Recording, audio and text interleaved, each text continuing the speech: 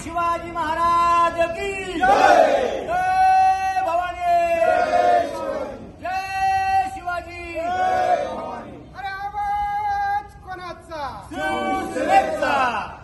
पक्षप्रमुख उद्धव साहेब ठाकरे यांच्यावर निषेधार्ह बोलणाऱ्या गोपीचंद पडळकरचं करायचं काय? खाली डोकं वर पाय, या वादग्रस्त गोप्याचं करायचं काय? खाली डोकं वर पाय, या वाचाळवीर गोप्याचं करायचं काय? खाली डोकं वर पाय, मंगळसूत्र चोरी करणाऱ्या गोप्याचं करायचं काय? खाली डोकं वर पाय, शेतकऱ्यांना फसवणाऱ्या गोप्याचं करायचं काय? खाली डोकं वर पाय। अरे आवाज कोणाचा? शिवसेनेचा।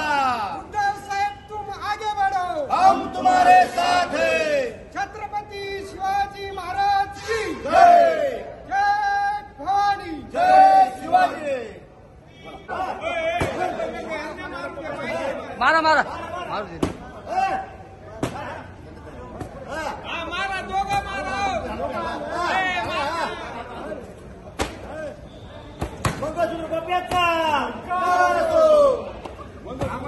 आवाज कोणाचा? शिवसेनेचा। उद्धव साहेब तुम आगे बढ़ो, हम तुम्हारे साथ हैं। मंगळसूत्र गोप्याचं करायचं काय?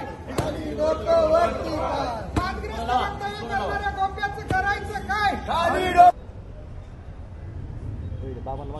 आदरणीय पक्षप्रमुख उद्धव साहेब ठाकरे यांच्याबद्दल भाजपचे विद्यमान आमदार गोपीचंद पडळकर यांनी निषेधार्ह वक्तव्य केलेलं आहे। खरं तर पूर्वी भाजपमध्ये जे सुसंस्कृत असे नेते होते, परंतु अलीकडच्या काळात महाराष्ट्रामध्ये भाजपने अनेक बाजारू आणि विकाऊ असे वादग्रस्त वाचळवीर जमा करून या महाराष्ट्र राज्यामध्ये जे ज्येष्ठ नेते आहेत, आदरणीय पवारसाहेब असेल, आदरणीय उद्धव साहेब असेल, या ज्यांनी महाराष्ट्रासाठी खूप मोठा योगदान आहे, अशा व्यक्तींवर हा खालच्या पातळीवर जाऊन गोपीचंद पडळकर बोलत असतो। म्हणून या गोपीचंद पडळकरला आमच्या शिरूर तालुका शिवसेनेच्या वतीने एकदा निर्वाणीचा इशारा आहे की आज तर हे आम्ही जोडेमारो आंदोलन केले, जर येणाऱ्या काळामध्ये याची भाषा सुधारत नसेल तर यापेक्षाही मोठं तीव्र आंदोलन करण्यात येईल। म्हणून राज्य सरकारला विनंती आहे की या वाचाळवीर गोपीचंद पडळकरला त्वरित याच्या लगाम घालावा, अन्यथा महाराष्ट्रामध्ये तमाम शिवसैनिक या गोपीचंदला धडा शिकवतील। जय महाराष्ट्र। जय महाराष्ट्र।